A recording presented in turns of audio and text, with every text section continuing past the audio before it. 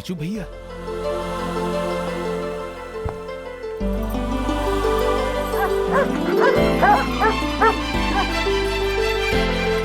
अरे ये लोग यहाँ, आ जाओ आ जाओ आ जाओ आ जाओ आ जाओ। अरे राजू भैया, दामोदर भैया। अरे कितना महीना से तोहार राह देखत रहे, ई और हम हूँ। हाँ ये लोग पहचान गए हमका। अरे हम जानत रहे राजा दशरथ अपना वनवास काट के यहाँ ही आए हैं। जाओ अंदर जाके अपना घर में देख लो, तुहार घर तुहार यादें सब सहेज के रखे हैं हम। अच्छा अच्छा, ये देखो कौन हुआ है। अरे भौजाई कैसन हो? भगवान की कृपा है भाई साहब। चाचा जी पहचाना? आलोक। आलोक? फाइल लागू। अरे आलोक, अरे मगर तू तो विलायत में रह रहा बचवा। हाँ अभी यहाँ है, अब बहुत बड़ा आदमी हो गए हैं। अरे बेटा पहुंचो। चाचा जी प्रणाम। अर्पिता अर्पिता। जीती रहो रानी। भौजी तुम तनिक सुस्ताए लो, हम चाय बनाई के लावत हैं। जी। आओ बेटवा, तुमका तोहार ससुराल दिखावत हैं। आओ आओ आलोक। पता है सबसे अच्छी बात क्या है चाचा जी? ना आप बदले, ना ये घर, ना इस घर का माहौल। तू भी कहाँ बदला है बचवा, बस तेरी ऊंचाई तनिक बढ़ गई। तनिक। आखिर हम घर आ ही गए। आ तो गए हैं, लेकिन ये घर चलेगा कैसे? क्यों, आपको हम पर भरोसा है? खुद से ज्यादा, हमसे प्यार है? तुमसे ज्यादा। बस फिर चिंता की क्या बात है। आप हमारे साथ हैं तो हम जग जीत सकते हैं। आओ गृह प्रवेश करें। ए मोटा भाई। हाँ? हेमंत भाई। नमस्ते शांति बहन। अरे पूजा, हेमंत भाई यही थे हमारे तन्हाई के साथी। नमस्ते। आज हमको पता चला कि मोटा भाई आपके बगैर इतने दुखी क्यों थे। अरे हमने तो इनको देखकर ही पहचान लिया कि यही भाभी जी हैं। बागबान में मोटा भाई ने इनकी खूबसूरती का इतनी बार जिक्र किया है कि ये बागबान की बात आपको? अच्छा अच्छा, तो हम आप ही के यहाँ छोड़ आए थे। तो अच्छा हुआ ना, भूल आए। लंदन के न्यू वेव पब्लिकेशन हाउस ने उसे छापने का नक्की किया है मोटा भाई। क्या बात कर रहे हैं? अरे ये देखो, एडवांस का चेक 10 लाख रुपए का 10 चेक है। 10 लाख? 10 लाख? हाँ 10 लाख पूजा, 10 लाख? 10 लाख। 10 लाख? अरे जे 10 लाख का शोर कैसा है भैया? अरे राम अवतार भैया, हमारी किताब छप रही है। क्या कह रहे हो? हाँ।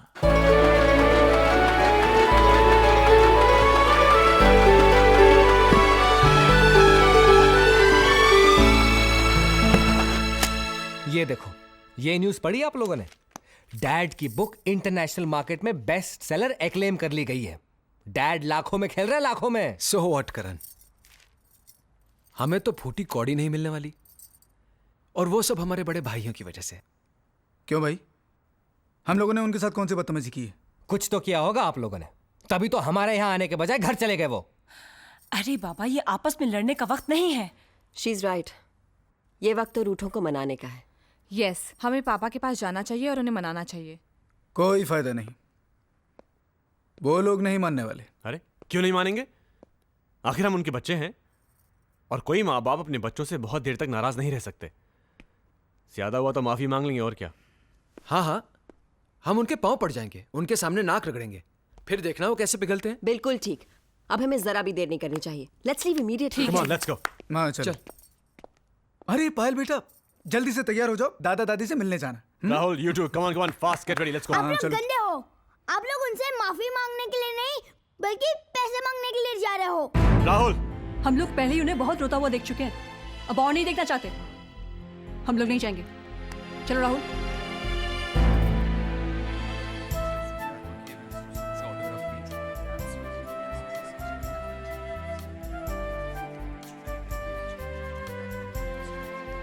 देख रहे हैं मिस्टर मल्होत्रा, अपने खिलाए बाग का जादू। अरे कहाँ वर्मा साहब, ये सब तो इन बच्चों की और आपकी बदौलत हुआ है। मुझे तो उम्मीद ही नहीं थी कि इतना बढ़िया रिस्पांस मिलेगा मुझे। रिस्पांस? अजी फर्स्ट एडिशन हाथों हाथ बिक चुका है, दूसरा प्रेस में है। ये लीजिए अपनी अमानत। ये अरे लेते जाइए साहब, ये बागबान अभी न जाने और कितने गुल खिलाएगा। अरे हाँ, नेक्स्ट वीक आपके सम्मान में हम एक कार्यक्रम कर रहे हैं, आप तो आइएगा ही, हम परिवार को भी लेके आइएगा।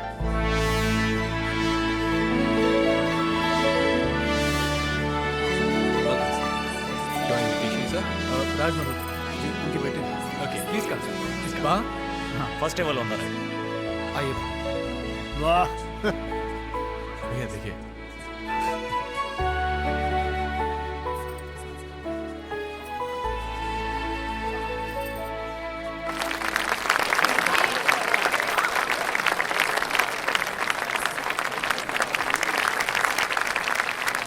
डैड,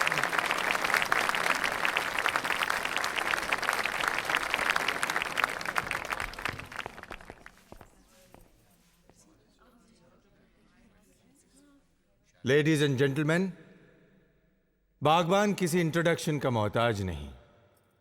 इसके ऑथर का बुकर अवार्ड से सम्मानित किया जाना अपने आप में बागबान की सफलता की कहानी कहता है।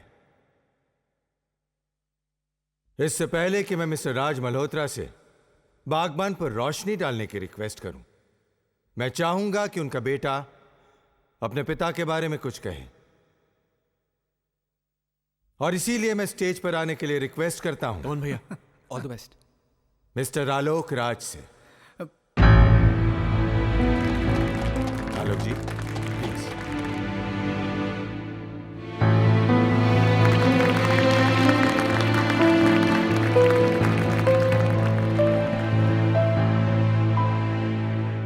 Good evening. आपने अक्सर सुना होगा कि भगवान को किसने देखा है।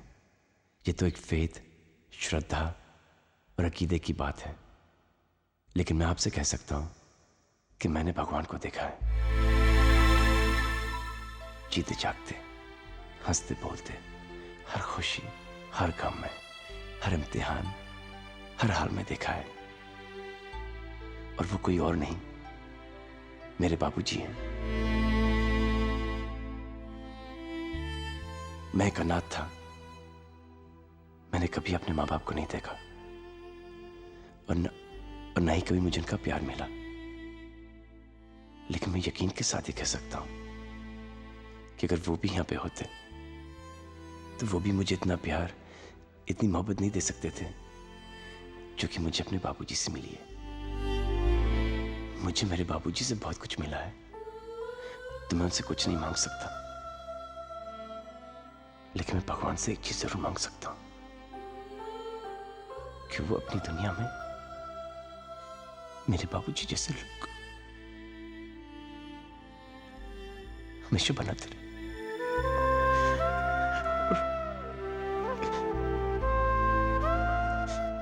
बस मैं इससे ज्यादा कुछ नहीं कह पाऊंगा। बाबूजी आइए ना।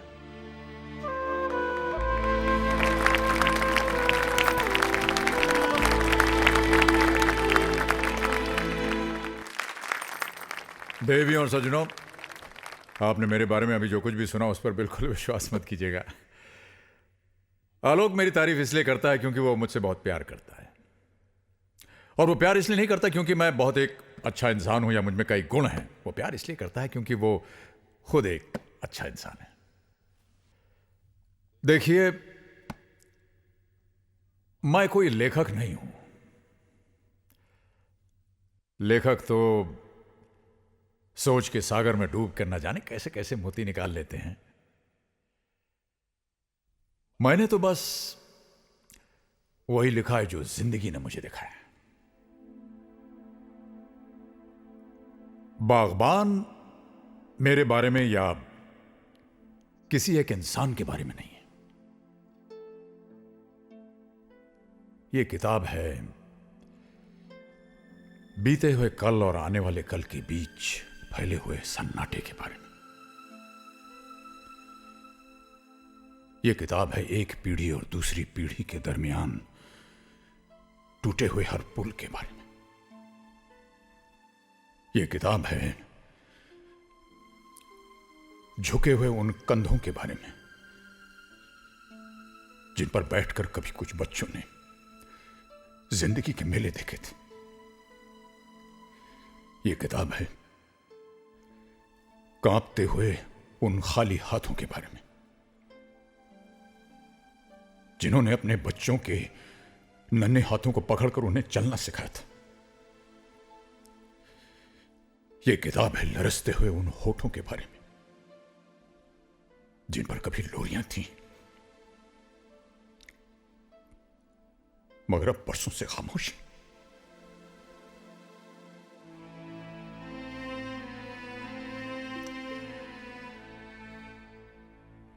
जमाना बदल गया है, जिंदगी बदल गई है। हमारी उम्र के लोग याद करें कैसे बेकार के रिश्तों और बंधनों में उलझे रहते थे हम लोग। बाप के चेहरे में ईश्वर देखते थे हम, मां के चरणों में स्वर्ग दिखाई देता था। लेकिन अब लोग समझदार हो गए। आज की पीढ़ी बड़ी होशियार और प्रैक्टिकल हो गई है। उनके लिए हर रिश्ता एक सीढ़ी की तरह है जिस पर पांव रख करके वो आगे निकल जाते हैं। और जब उस सीढ़ी का कोई इस्तेमाल नहीं रहता है तो उसे घर के टूटे कुर्सी मेज, टूटे फूटे बर्तन, फटे पुराने कपड़े, कल के अखबार की तरह रत्ती समझकर किसी कबाड़ खाने में फेंक देते हैं। लेकिन जिंदगी सीढ़ी की तरह ऊपर नहीं जाती। जिंदगी पेड़ की तरह उगती है। मां बाप किसी सीढ़ी के पहले पायदान नहीं होते। मां बाप जिंदगी के पेड़ की जड़ है। पेड़ कितना ही बड़ा क्यों ना हो जाए, कितना ही हरा भरा क्यों ना हो जाए, जड़ काटने से वो हरा भरा नहीं रह सकता। इसलिए आज बड़ी विनम्रता और आदर से मैं पूछता हूं,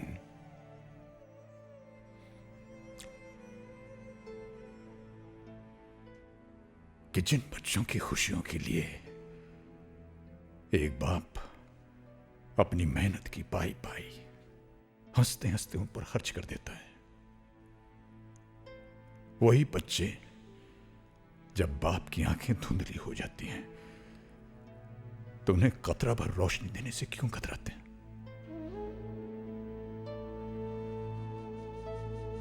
एक बाप अगर अपने बेटे की जिंदगी का पहला कदम उठाने में उसकी मदद कर सकता है तो वही बेटा अपने बाप के आखिरी कदम उठाने में उसे सारा क्यों नहीं दे सकता? जिंदगी भर अपने बच्चों पर खुशियां लुटाने वाले मां बाप को किस जुर्म में आंसुओं और तन्हाई की सजा सुना दी जाती है? अगर वो हमें प्यार दे नहीं सकते तो उन्हें हमसे हमारा प्यार छीनने का अधिकार किसने दिया? क्या समझते हैं ये बच्चे कि जिन मां बाप को प्यार के बंधन में बांधकर भगवान ने एक किया है, उन्हें वो दो हिस्सों में बांटकर अलग अलग तड़पने के लिए छोड़ सकते हैं? क्या इसी दिन के लिए इंसान औलाद मांगता है? इसी दिन के लिए? औलाद शायद ये भूल रही है कि जो हमारा आज है वो कल उनका होगा। अगर आज हम बूढ़े हैं तो कल वो भी बूढ़े होंगे। जो सवाल आज हम कर रहे हैं वही सवाल कल वो पूछेंगे।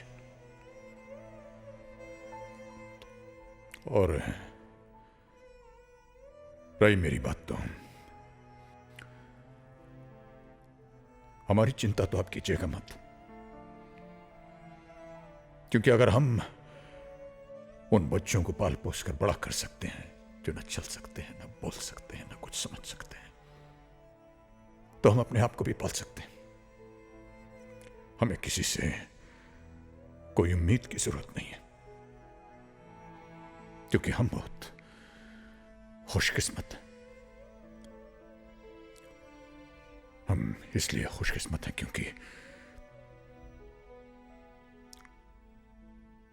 क्योंकि हमें जीवन ने एक ऐसा हम सफर दिया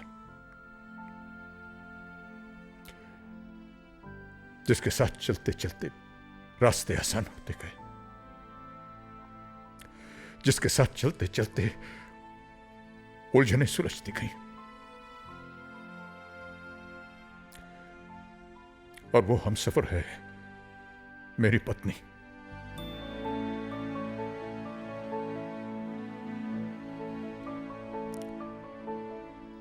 लोग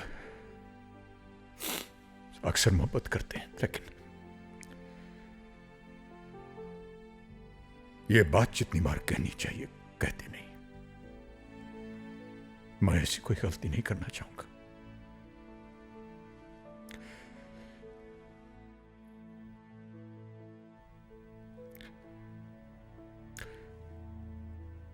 पूजा, मैं तुमसे बेहद मोहब्बत करता हूं, बेहद मोहब्बत। Thank you for being there. तुम हो तो हम हैं तो सब कुछ है, वरना कुछ नहीं, कुछ भी नहीं।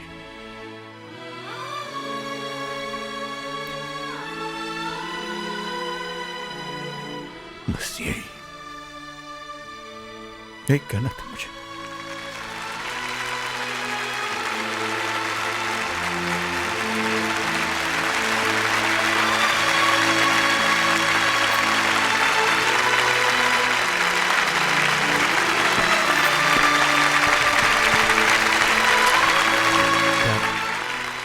Dad, we are sorry. Please हमें माफ कर दीजिए। डैड, हमें माफ कर दीजिए प्लीज।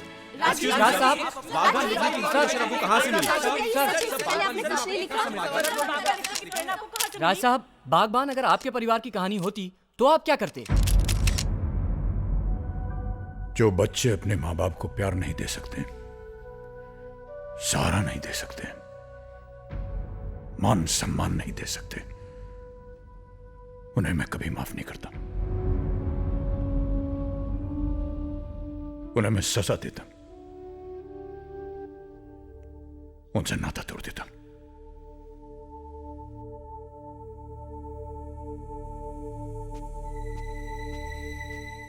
मामा मामा मामा, मैंने तो सुना था कि माँ हर हालत में अपने बच्चों को माफ कर देती है।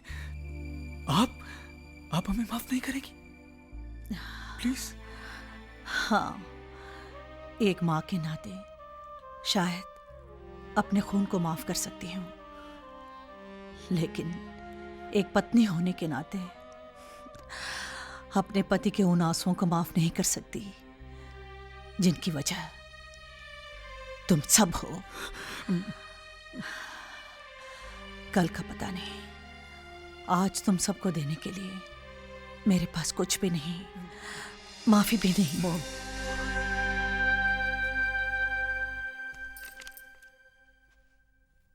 Autograph please.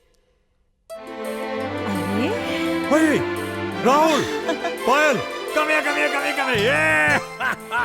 पायल बेटा।